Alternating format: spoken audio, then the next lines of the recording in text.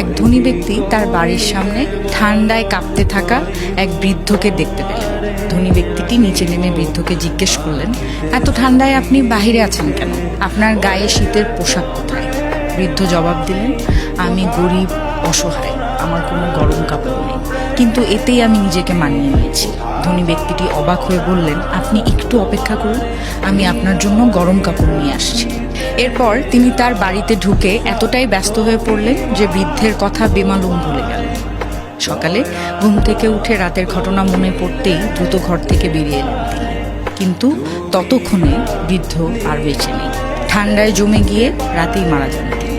ধনী ব্যক্তিটি খেয়াল করলেন বৃদ্ধের মরদেহের পাশে একটি চিরকুট পড়ে আছে, যাতে লেখা ছিল, যখন আমার কোনো উষ্ণ কাপড় ছিল না তখন আমি মানিয়ে নিয়েছিলাম, কিন্তু আপনি যখন আমাকে সাহায্য করার প্রতিশ্রুতি দিলেন ঠিক তখনই সেই আশায় অপেক্ষা করতে করতে আমি ঠান্ডার সাথে লড়াই করার ক্ষমতা হারিয়ে ফেললাম।